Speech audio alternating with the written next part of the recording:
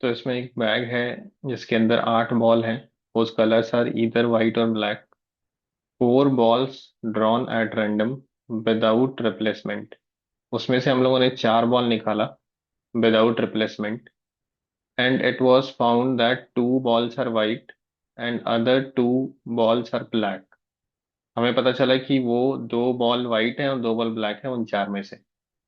What is the probability that bag contains equal number of white and black balls? तो ये सबसे पहले question Bayes theorem का ही आपको समझना चाहिए। अब इसमें जो सब इवेंट्स बनेंगे वो क्या क्या बनेंगे। एक सब इवेंट हो गया आपके पास कि इनिशियली ये हमें नहीं गिवन है कितना वाइट है कितना ब्लैक है, तो इसी के केसेस बनाने पड़ेंगे आपको।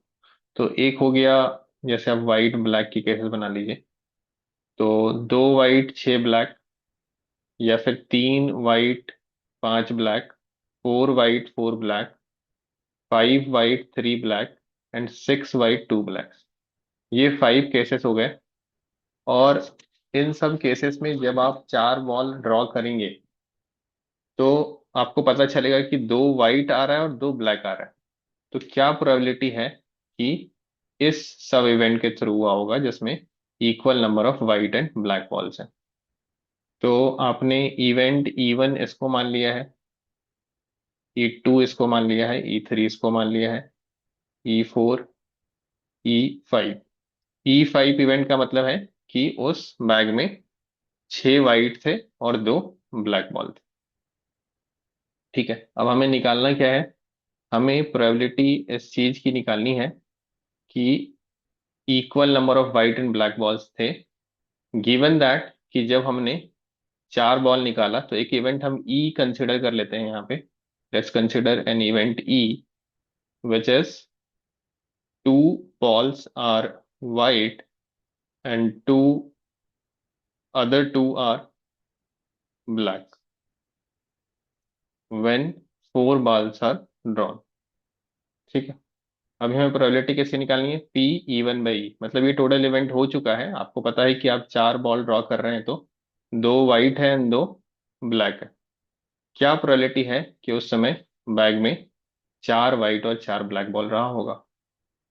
तो ये टोटल इवेंट कितने तरीके से हो सकता है, 5 तरीके से हो सकता है। एंड नथिंग इज गिवन तो will consider it as equally probable. हर केस की प्रोबेबिलिटी 1/5। तो 1/5 इंटू फर्स्ट केस में देखें आप, जब आपके पास 2 वाइट और 2 ब्लैक है, तो what is probability that when you will draw 4 balls you will get 2 white and 2 black. तो टोटल केस क्या हो गया, आप 8 में से कोई भी 4 ड्रॉ कर दीजिए।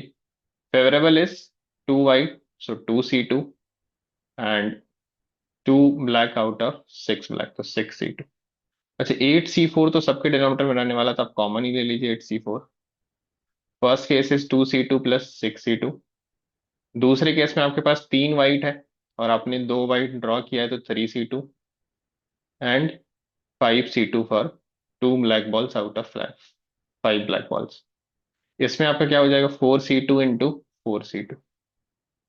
यहाँ पे फिर से आपका 5C3 है which is same as 3 5, just white और ब्लैक का नंबर इंटरचेंज हो गया है। तो you can multiply these 2/2।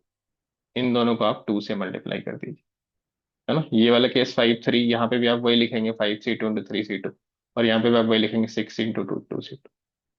Numerator में कौन सा वाला लेना है आपको, favourable. What is favourable, favourable आपका ये वाला है 4 4 वाला। तो ये केस आपका फेवरेबल में चला जाएगा। 4C2 into 4C2 divided by 8C4। तो आपका थ्रू आउट क्या कैंसिल हो जाएगा, 5 थ्रू आउट कैंसिल हो जाएगा ऊपर और नीचे, और 8C4 आपका थ्रू आउट कैंसिल हो जाएगा। न्यूमरेटर में आपके पास है 4C2 into 4C2 which is 6 into 6। Denominator में आपके पास है 2 into 2C2 is 1, 6C2 is 15, plus 3C2 is 3, 5C2 is 10, plus ये 6 इंटू 6। तो न्यूमरेटर आपके पास है 36, डिनोमिनेटर आपके पास हो गया 30 प्लस 15 45 इंटू 90 प्लस 36। दिस 36/126, जिसको आप सिंप्लीफाई करके लिख सकते हैं 2/7। क्या फाइंड आउट करना है, हमें प्रोबेबिलिटी फाइंड आउट करनी है। 2/7 इज द राइट आंसर। तो इसमें आप चाहे तो कुछ केसेस और ले सकते हैं, जैसे 1/7 वाले, वैसे तो आंसर आ गया आपका। वन सेवन जो लेंगे उससे प्रोबेबिलिटी जीरो हो जाएगी। तो आप उसको इग्नोर भी कर सकते हैं, ले भी सकते हैं।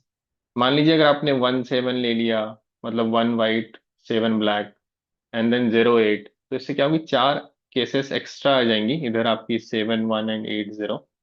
अगर आप उनको भी कंसिडर करते हैं तो इतना सा अंतर होगा कि फाइव की जगह पे नाइन हो जाएगा, but any way that will cancel out, है ना। तो इसलिए आप यही केसेस लीजिए जिसमें आपका नॉन जीरो प्रोबेबिलिटी आ रहा है। वैसे भी करेंगे तो आंसर आपका सेम रहेगा। तो I hope it is clear, answer is B.